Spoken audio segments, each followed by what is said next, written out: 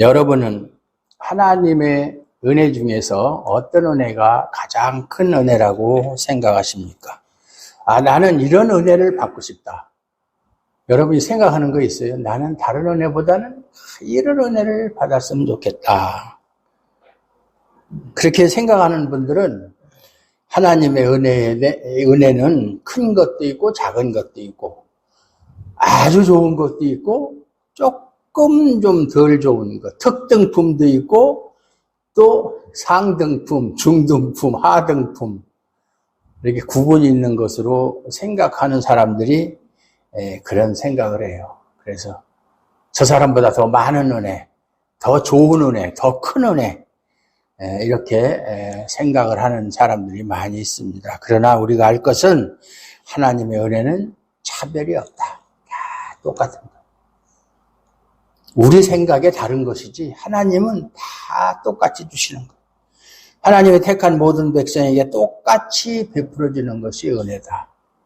우리가 포도원 품꾼의 비유에 보게 되면 아침에 일찍 새벽같이 가서 일한 사람, 또 9시에 들어가서 일한 사람, 또 12시쯤에서 가서 일한 사람, 오후 3시쯤에 가서 일한 사람, 아니면은 이제 끝날 시간이 얼마 안 남은 5시쯤에서 들어가서 일한 사람, 똑같이 주인이 한 데나리온의 품삯을 주셨어요. 하나님이 주시는 것은 동일한 거예요. 그러니까 그렇지만 받은 사람 입장에서는 불평했잖아요. 우리는 12시간 일했는데 왜 우리는 한 데나리온밖에 안 줘? 저 사람들은 이제 오자마자 금방 끝났는데. 그것은 인간의 생각이다. 그러니까 우리의 생각은 항상 하나님의 생각에 미치지 못하는 거예요. 그런데 사람들이 은혜가 차별이 있는 것처럼, 아까 얘기한 것처럼 좋은 은혜, 조금 덜 좋은 은혜, 큰 은혜, 조금 작은 은혜, 많은 은혜, 적은 은혜, 이렇게 차별이 있는 것으로 생각을 한다. 여러분도 아마 그렇게 생각하실지도 몰라요. 왜냐하면 각자에게 주어진 은혜가 다르기 때문에 똑같진 않아요. 다 달라요.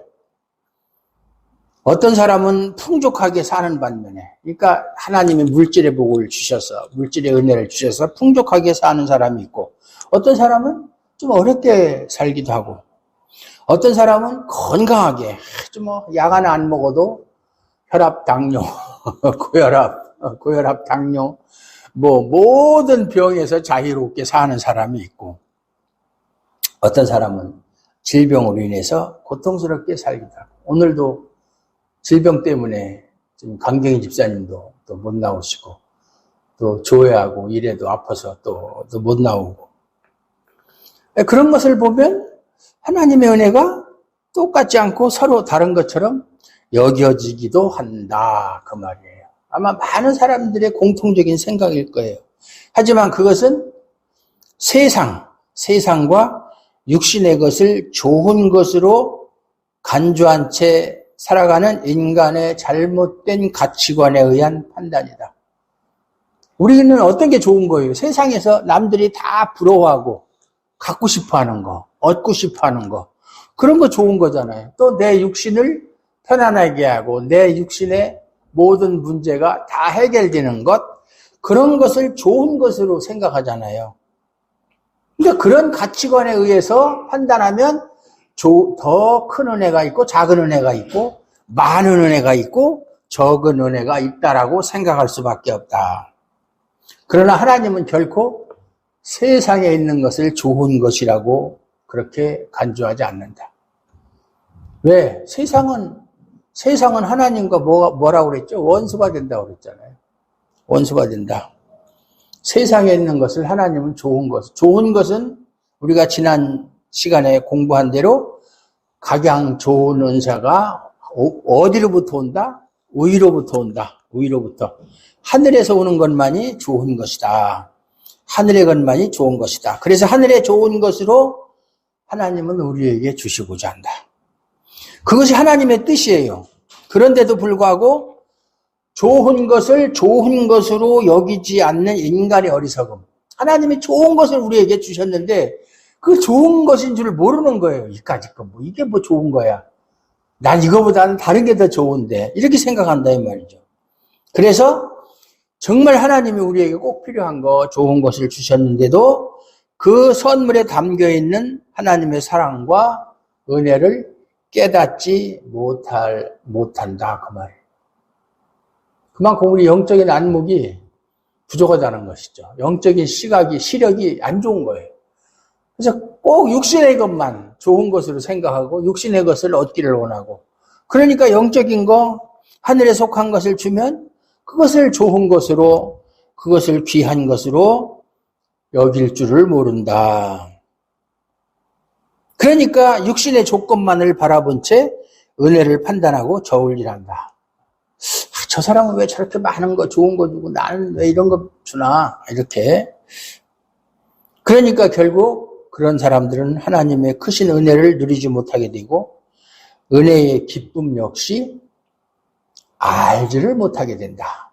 왜냐하면 은혜가 좋은 줄 모르니까 기쁨을 누릴 수가 없죠. 저는 만약에 하나님께서 저한테 네가 원하는 것, 뭐 흔히 그 동화책에서 나오는 이야기처럼 딱 소원 한 가지만 얘기해라. 그럼 내가 들어줄게. 제가 옛날에 안동에서 목회할 때 우리 성도들 다 거기 연세들이 많은 분들 제일 평균 연령이 74세. 평균 연령이 전부 다 할아버지 할머니 이제 얼마 안 있으면 돌아가실 분들. 뭐 거기서 제가 장례식도 치르고, 뭐 장례식 치르러 간 거야. 하나씩 돌아가시고. 처음에 갔을 때는 한 50명 가까이 됐었는데 1년 지나니까 돌아가시고 또 돌아가시고 나중에 제가 거기서 올 때는 21명 정도, 그러니까 반 이상이 돌아가셨죠. 5년 동안에. 예, 아주 장례 실컷 치르고 왔어요. 하나님이 여러분에게 한 가지 소원을 이야기하면 들어주신다. 그럼 여러분은 무엇을 원하겠습니까? 그랬더니 뭐라고 대답했겠어요? 뭐 주저하고 망설일 것도 없이 돈. 어떻게 보면 순수하고 어떻게 보면 참 솔직하다고 그럴까요? 뭐 시골에서 농사 짓고 맨날 아주 가난하진 않아요. 뭐 과수원들도 다 집집마다 과수원하고, 논농사는 뭐 산골이니까 많이 짓진 않지만 과수원들하고, 또 안동에 유명한 게 뭡니까? 고추하고 마가 많거든요. 마 농사를 많이 져요. 그런데 맨날 그 농협에 가서 농자금 대출 받아가지고 그 이자 갖고 뭐 쪼들리죠. 예? 근데 먼저 있던 전도사가 얼마나 헌금을 강요했는지 사람들이 그냥 농사 짓는데 들어가는 빚 말고도 엄청나게 빚이 많아서 내가 물어봤더니 헌금 오느라고 대출 받아서 헌금 온 거예요.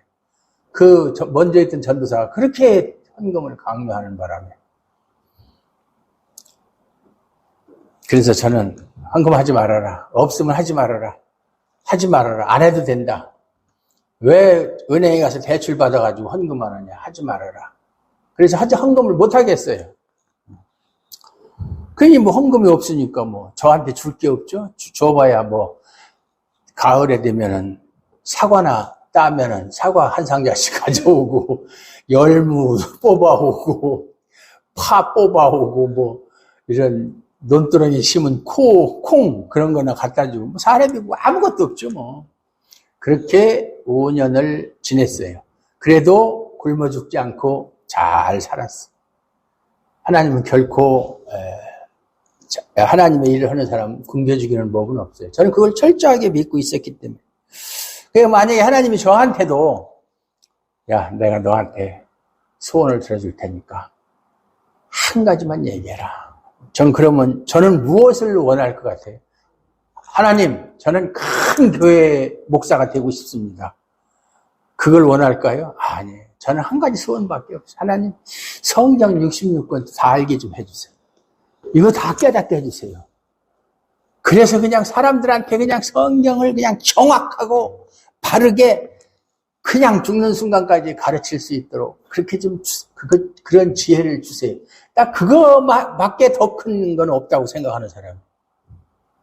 그거밖에는. 네.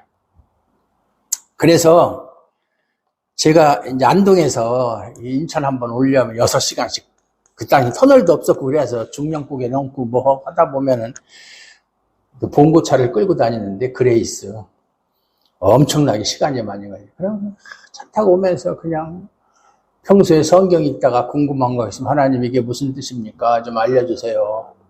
왜냐하면 책에 봐도 그런 해답이 없으니까 뭐 하나님한테 물어보는 수밖에 없어요. 그러면 어떤 것은 그저 금방 알려주는 것도 있고 어떤 것은 그냥 며칠 있다가 알려주는 것도 있고 어떤 것은 몇 달 있다 알려주는 것도 있고 어떤 것은 몇 년 있다가 알려주는 것도 있고 그랬어요. 그러니까 계속 운전하면서 계속 그게 무슨 뜻입니까? 왜 그렇게 하셨습니까? 그게 무슨 뜻이죠? 뭐 이렇게 그렇게 간구하면 하나님께서 또 지혜를 주신다고요. 관심이 없으면 하나님이 뭐 관심 없는 사람한테 그걸 알려줄 리가 없잖아요. 마찬가지 저만 그런 게 아니라 여러분도 평소에 성경 말씀에 대해서 관심을 가지시고 하나님 이게 무슨 뜻입니까? 뭐 사실상 저는 물어볼 사람도 없죠. 여러분은 물어볼 사람 있잖아요. 여기 있잖아요. 물어볼 사람. 네? 24시간 1년 365일 24시간 제 전화는 열려 있으니까 언제든지 예? 제가 천안에 와서 성도들에게 성경 읽다가 모르는 것은 물어보세요. 뭐든지 물어보세요. 제발 좀 물어보세요. 여러분들이 다 압니까? 제발 좀 물어보세요. 그랬더니만 어느 날 새벽 2시에 어떤 집사님한테 전화가 왔어요. 목사님 궁금한 게 있어요. 그래서 얼마나 반가워요. 처음 온 전화인데 예? 뭡니까? 뭐가 궁금합니까? 목사님 천국에 화장실 있어요? 없어요? 그게 그렇게 궁금한가 봐. 뭐라고 대답했겠어요? 그러면 안 가봐서 있는지 없는지 모른다. 참 시골에 있는 그 평균 연령 74, 5세 되는 할머니, 할아버지들이나 천안에 그래도 중소도시잖아요. 대도시는 아니라도 거기 있는 사람들이나 수준이 거기서 거기에 특별히 뭐 나은 것도 없어요. 하나님의 말씀은 영적인 거기 때문에 이건 세상의 지식과도 상관이 없어요. 그럼 세상에서 공부 많이 한 사람은 성경 보면 다 알고 뭐 공부를 많이 못한 사람은 아무리 봐도 모르고 그러나요? 그거하고 전혀 상관이 없어요. 어린아이도 깨달을 수 있는 거 어른이 못 깨달을 수 있고 그런 것이 하나님 말씀이에요. 그것이 하나님 말씀. 예. 제가 중국에 다니면서 선교할 때 중국 사람들은 볼 게 없어요. 성경책밖에 없어요. 다른 뭐 기독교 서적도 없고 아무것도 없어요. 그걸 뭐 팔지도 않고 서점에서 그걸 또 사서 마음도 볼 수도 없고 읽지도 않고 요즘은 많이 그것이 이제 있더라고요. 그러니까 너무 궁금한 게 많은 거예요. 성경을. 뭐 가르쳐 주는 사람도 없고. 뭐 목사라고 있어도 그 중국에는 워낙 땅덩어리가 넓으니까 중국이 우리나라 남한의 97배 정도 큰 나라잖아요. 일개 성, 우리나라로 말하면 일개 도가 우리나라보다 더 큰 도가 많아요. 그런데 목사들이 몇 명 없어요. 그러니까 우리나라에 목사 몇 명 없다고 생각해 보세요. 얼굴 구경할 리가 없죠. 할 수가 없죠. 그러니까 제가 한번 가면 막 한국에서 목사님 오셨다 그러면 막 그 영하 막 30도, 40도 막 이렇게 그 추위에 눈이 막 이렇게 쌓여 있는데 교회에서 설교하고 숙소까지 막 오는데 저 만나면 길에서 그냥 무릎 꿇고 앉아가지고 기도해달라고 그러고 그 영하 몇십 도 되는데 이거 사람으로 보는 게 아니죠. 그냥 완전히 하나님의 대리인으로 별걸 다 기도해달라고 그래요. 우리 며느라이가 결혼한 지 몇 년 됐는데 아이가 없습니다. 아이 낳게 기도해 주세요. 뭐 교통사고로 다쳐서 허리가 아픈데 기도해 주세요. 뭐 기도만 하면 다 되는 줄 알아. 다 되는 줄 알아. 어쨌든 믿음이 참 그만큼 순수하다고 그럴까요? 하나님의 은혜가 무엇인가를 아는 신자는 비록 세상의 현실이 참 어렵고 큰 고통으로 다가온다고 해도 그런 모든 일에서 자신을 하나님만을 신뢰하고 의지하면서 하늘의 은총만을 구하는 그런 겸손한 사람으로 하나님은 계속 또 우리를 지금 만들어가고 계시는 거예요. 우리는 지금 하나님 만들어가는 중이에요. 그런 가운데서 하나님의 참되고 크신 그런 은혜를 발견할 수가 있는 거예요. 지금 우리는 완성품이 아니에요. 하나님이 만들어가고 계신 거예요. 물론 하나님께서 의롭다라고 선언하시고 하나님의 백성으로 하나님의 자녀로 우리를 다 인정해 주시지만 그렇다고 해서 우리가 완성품은 아니에요. 완성품. 하나님의 자녀로서 조금 더 흠과 점이 없도록 만들어가고 계시는 중이에요. 자신의 모든 삶에서 하나님의 간섭하심. 간섭 안 하면 내버려 두면은 안 되죠. 자녀를 부모가 무엇을 하든지 어떤 행동을 하든지 내버려 두면 그게 올바로 생활할 수 있겠어요? 학교도 가기 싫다 그러면 그래 가지 마. 쉬어. 나 밥 안 먹을래 그러면 먹지 마 그러고. 이런 식으로 간섭하지 않고 붙들어주지 않으면 결코 제대로 잘할 수가 없다. 마찬가지로 하나님도 우리의 모든 삶에서 계속 우리 눈에는 그것이 보이지 않고 때로는 깨닫지 못할지라도 붙드시고 간섭하심으로 말미암아 사망의 음침한 골짜기로 다닐지라도 두려워하지 않는 믿음의 길을 가도록 그렇게 만들고 계시다. 그 말이에요. 7절을 보면 그런즉 너희는 하나님께 복종할지어다. 마귀를 대적하라. 그리하면 너희를 피하리라. 이렇게 말씀하고 있어요. 여러분은 마귀를 대적할 수 있어요?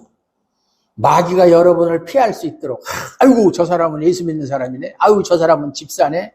저 사람은 장로네. 가까이 하지 말아야지. 내가 피해야지. 그렇게 마귀가 여러분을 보고 피할 수 있도록 여러분은 할 수 있어요? 우리는 그럴 힘이 없어요. 네. 그걸 그렇게 할 수 있다라고 막 강조하는 사람도 있는데, 그렇게 되면 얼마나 좋겠어요. 마귀도 그냥 조금 더 두려워하지 않고, 마귀를 그냥 다 물리칠 수 있고 그러면 얼마나 좋겠나마는, 그럴 힘이 없어요. 마귀가 예수님도 시험하는 마귀인데, 우리야 시험하려면 얼마나 쉽겠어요. 우리는 그럴 힘이 없어요. 마귀를 물리칠 힘이 없어요. 왜냐하면 더더군다나 우리의 마음은 항상 세상과 벗되어 살고 싶어하고 세상에 있는 것이 더 의지가 되고 또 세상에 있는 것을 힘으로 삼고 싶어하는데 그런 마음을 갖고 살아가는 우리가 어떻게 마귀를 대적할 수가 있겠는가? 못합니다. 이건 게임이 안 되는 시합이 안 되는 거예요. 그런데 왜 하나님께 복종하라, 마귀를 대적하라 할 수도 없는데 이런 말을 하는 걸까? 이것은 하나님의 크신 은혜가 우리를 어떤 사람으로 만들어가는가를 의미하는 거예요. 지금 당장은 아니라도 하나님이 원하시는 것은 너희를 하나님께 복종하고 마귀를 대적하는 사람으로 지금 만들어갈 것이다. 이것을 하나님이 말씀하시는 거예요. 지금 당장 그렇게 하라는 것이 아니라 할 수가 없어요. 지금 당장은.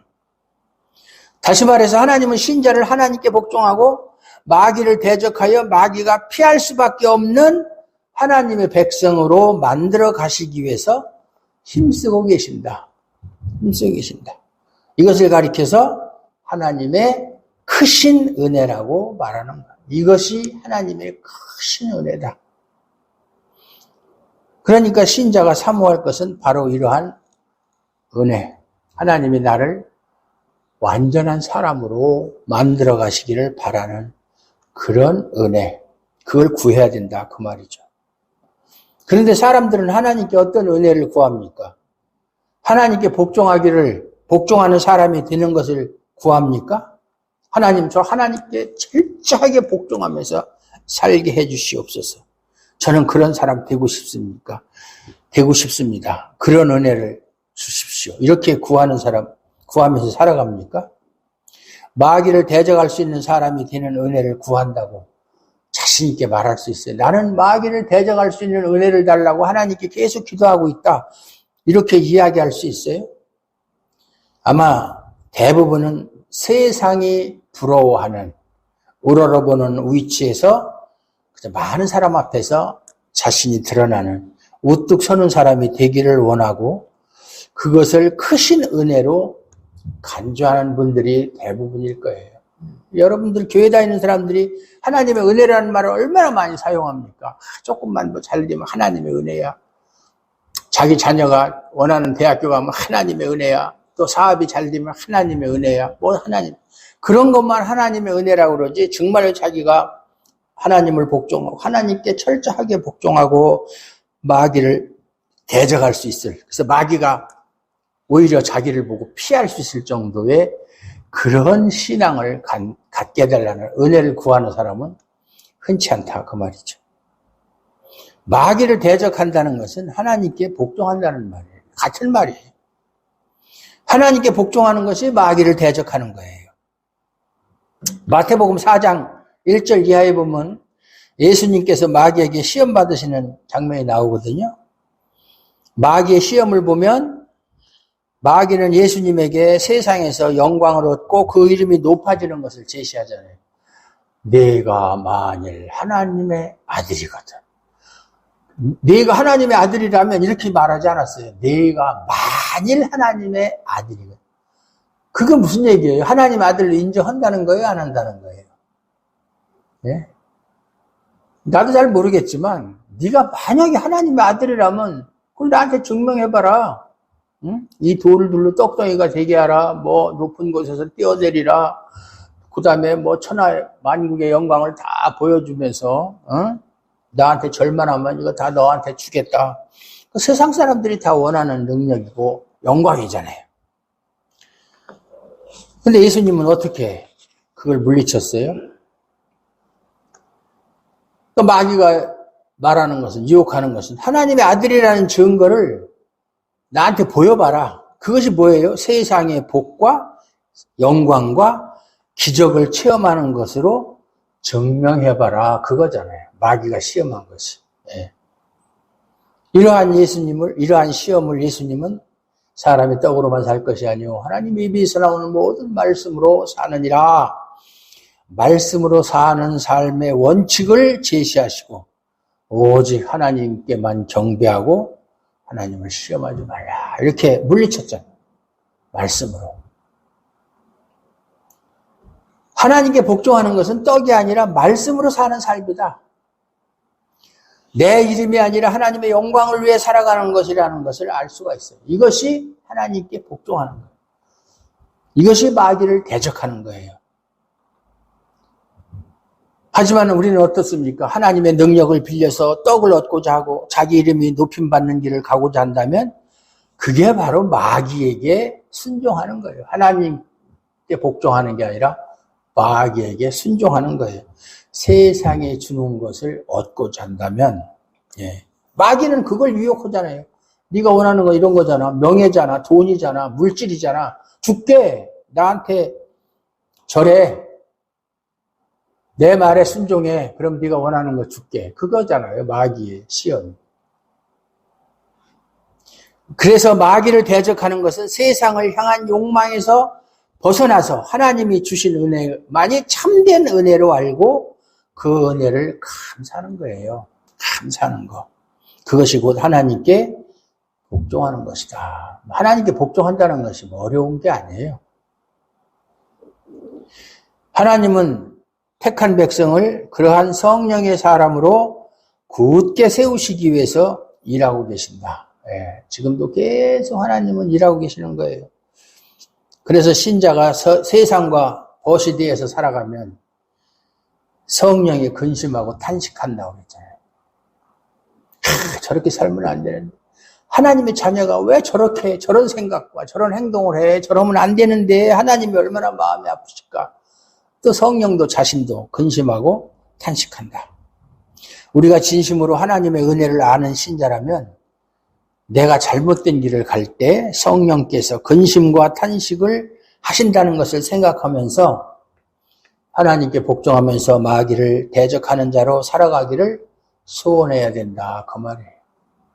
소원해야 되는 거예요. 그래서 8절을 보면 하나님을 가까이 하라. 그리하면 너희를 가까이 하시리라. 죄인들아 손을 깨끗이 하라. 두 마음을 품은 자들아 마음을 성결하게 하라. 하나님을 가까이 하는 게 뭐예요? 하나님을 가까이 한다는 것은 세상과 멀어진다는 뜻이에요. 세상에 있는 것을 추구하지 않는 것이 하나님을 가까이 하는 거예요.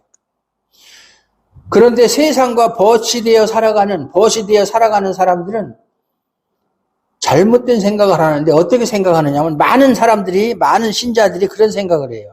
아, 내가 하나님과 가까이 하면 하나님이 나한테 복을 주셔서 세상에서 풍족하게 살게 해주실 것이다.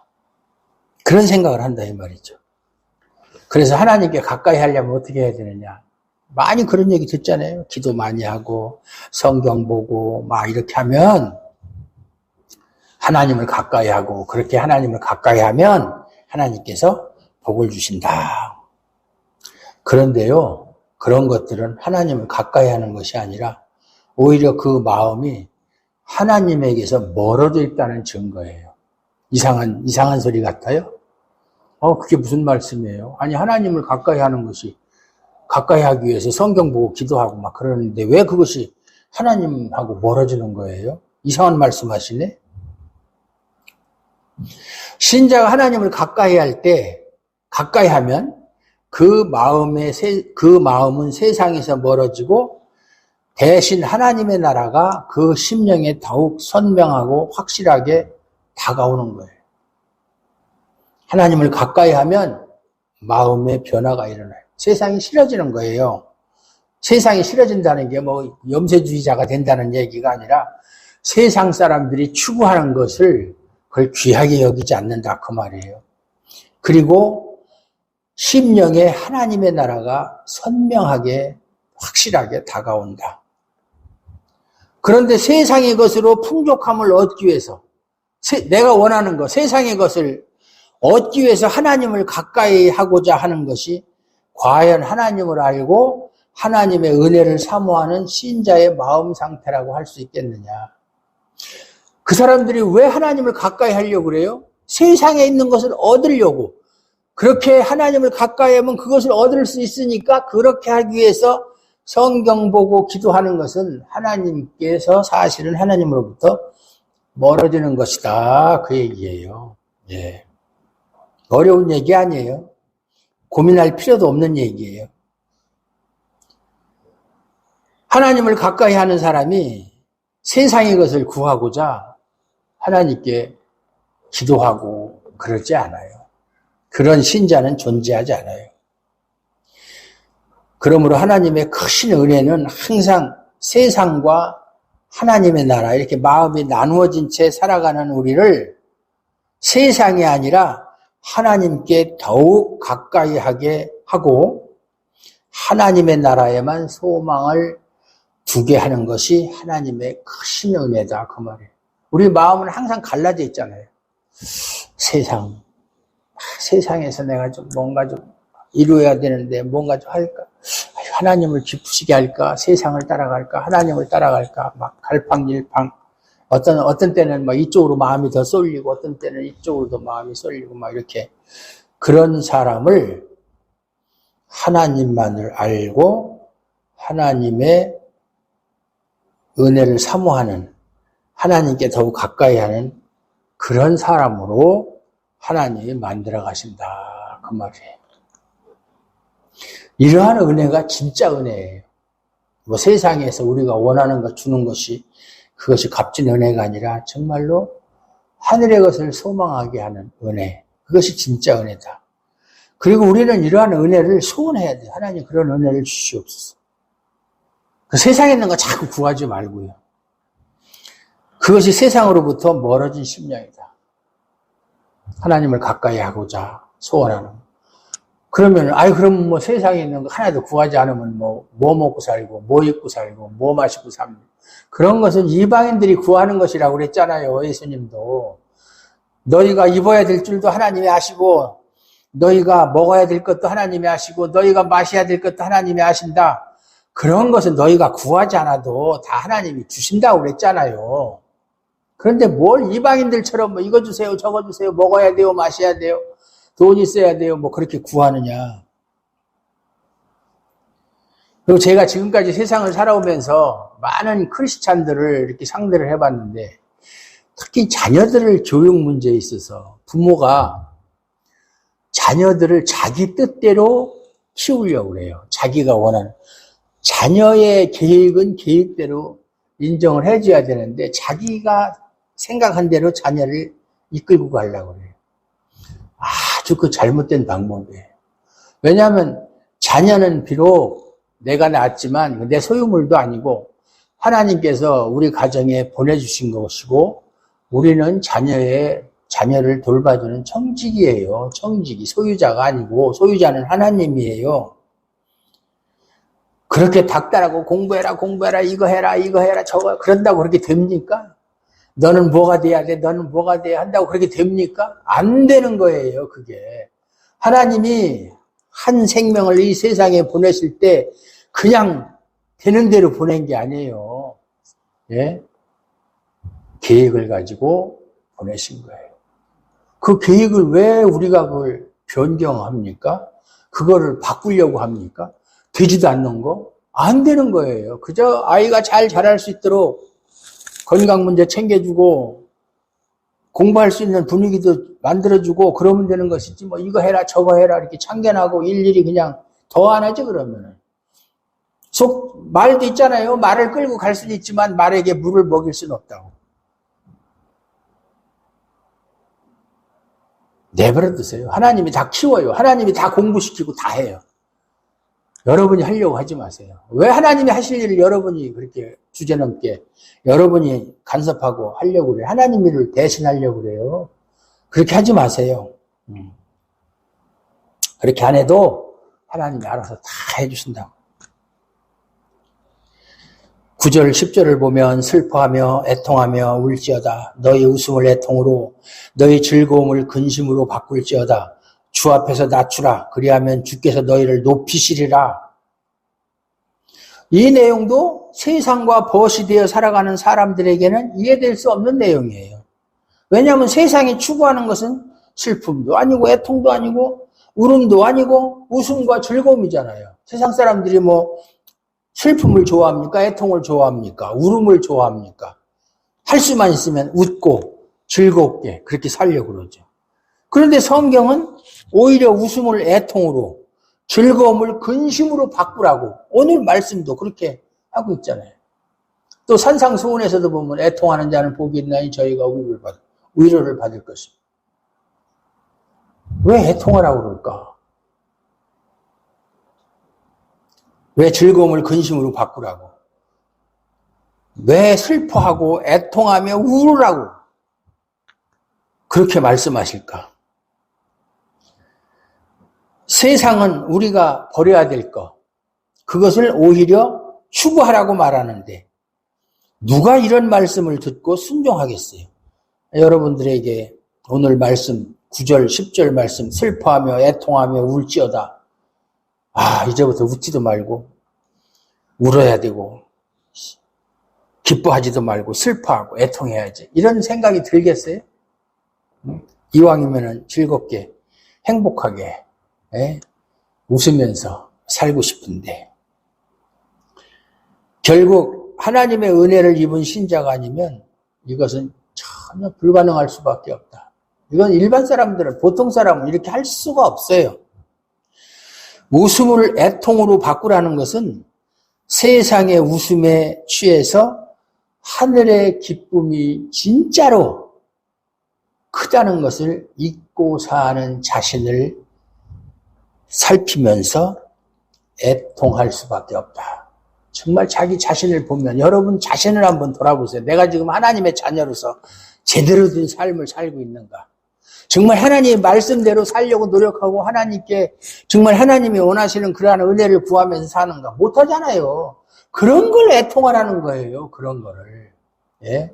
그저 눈에 보이는 거, 손에 잡히는 것이 만족스럽다고 그것으로 웃고 즐거워할 게 아니라 내가 하나님 앞에서 하나님의 자녀답지 못한 삶을 사는 것을 애통하라는 거예요.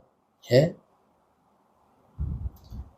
세상의 마음을 빼앗긴 채로 세상에 취해서 살아가는 자신의 현실을 깨닫게 된다면 분명 슬퍼하고 애통하며 울 수밖에 없어요. 내가 이 정도밖에 안 되는 거야. 내가 이런 사람밖에 안 되는 거야. 내가 하나님의 은혜를 얼마나 많이 받고 사는데 내가 겨우 추구하는 것이 그런 정말 쓸데없는 거, 잠시 잠깐이면 없어질 거, 참 물거품 같은 거, 이런 것만 추구하면서 하나님으로부터 마음이 멀어진 채로 내가 살아가도 되는 거야? 내가 어디 가서 신자라고 할 수 있어? 내가 과연 구원받은 사람 맞아? 이런 거 생각하면 슬퍼하고 애통하며 울 수밖에 없어요. 울 수밖에. 여러분 이런 거 생각하면서 정말 슬퍼하고 애통하며 울어본 적 있어요? 예? 한심하죠. 내가 목사야? 내가 정말 목사 맞나? 목사가 이 정도밖에 안 되나? 예? 그러면서도 뭐 성도들에게 설교한다고 하나님 말씀을 전한다고? 야, 참 한심스럽다. 마르틴 루터 종교개혁을 한 사람은요, 원래 신부잖아요. 신부였다가 종교개혁을 하고 나중에 목사가 됐는데, 강단에서 설교하고 내려오면서 자기 혼자말로 아주 그대로 말을 전하자면, 야, 이 병신 같은 새끼야. 네가 목사야? 너 지금 오늘 한 설교의 내용, 너 하나라도 네가 그렇게 할 수 있는 거 있어? 그러면서 뭘 그렇게 성도들한테 그렇게 하라고 하는 이 나쁜 이 개새끼만 보다 그렇게 자주 섞인 소리를 했다는 거예요. 예. 그게 인간이에요. 예. 그런데 그렇게 그런 자신을 보고 슬퍼하고 애통하며 운다? 그것이 또한 은혜라는 것을 알아야 돼요. 왜? 자기 모습을 보고 슬퍼하고 애통하고 울 수 있는 사람이 하나님의 은혜를 입지 않은 사람은 그걸 못하니까 그렇게 할 수가 없어요. 하나님의 은혜를 아는 사람만이 그렇게 할 수 있는 거예요. 그러니까 그것도 은혜인 거예요. 네. 이처럼 웃음과 즐거움의 자리에서 내 마음이 하나님에게서 멀어진 것을 발견하고 그로 인해 애통해하고 근심하는 그것이야말로 낮아진 마음이다. 낮아진 마음. 낮아진 마음. 이렇게 낮아진 사람을 하나님이 높이신다. 예. 하나님 앞에서 낮아지는 사람이 하나님 앞에서 높임받는 사람이에요. 그저 하나님 앞에서 고개 빳빳이 들고 독사 머리 쳐들고 제가 뭘 잘못했는데요. 이만하면 됐지. 뭘 얼마나 더 잘해요. 이런 식으로 따지면 그거는 교만한 사람이죠. 예. 그래서 심령이 가난한 자가 하나님 앞에서 높임받는다는 거예요. 심령이 가난한 자는 복이 있나니 천국이 저희 것이며 심령이 가난한 자, 낮아지는 벼가 익을수록 고개 숙인다고 신앙이 들어가면 들어갈수록 낮아지는 거예요. 낮아져요. 우리나라 교회 현실은 목사가 되면 성도들한테 대접받고 저 여러분한테 대접받은 거 별로 없어요. 대접받기를 원하고 그러는데 그거 잘못된 거예요.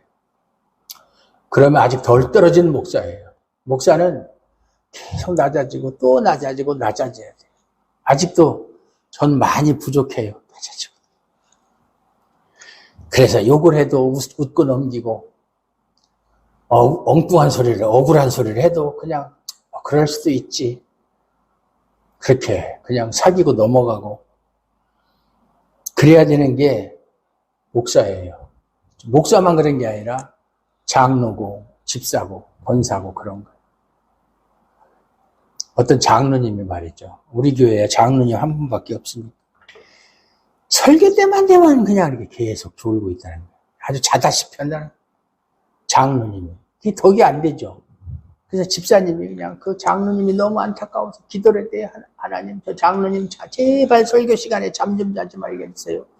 잠 좀 졸지 않게 해주세요. 깨워주세요. 막 기도하니까 하나님이 그 집사님의 기도에 지금 응답하시는데 뭐라고 말씀하시는 줄 알아요? 너도 자라. 너도 자.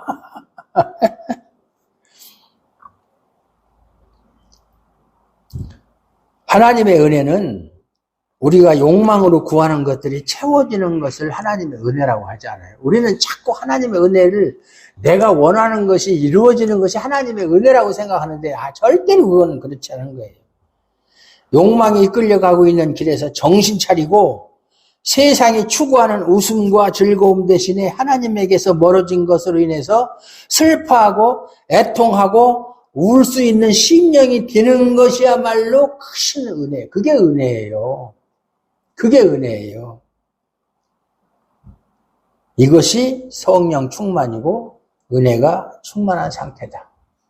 우리 주아람교회 성도들이 이러한 성도들 되기를 바랍니다. 예. 하나님의 은혜는 세상이 보지 못하는 하늘의 것을 보게 만드는 거예요. 세상 사람들은 상상할 수도 없는 거. 그리고 하늘의 것을 구하는 신자로 살아가게 한다. 이러한 크신 은혜를 구하시는 여러분들 되시기를 주님의 이름으로 축원합니다.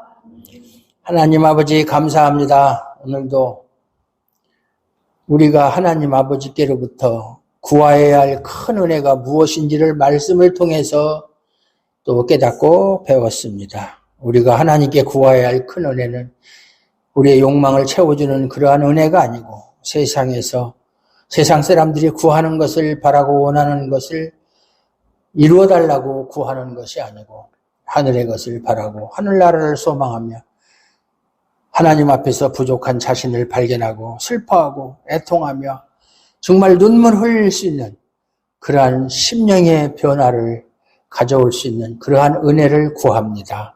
우리 주하름교회 성도들이 이러한 은혜에 충만한 성도들 되게 하옵소서. 예수님의 이름으로 감사드리옵고 기도하옵나이다. 아멘.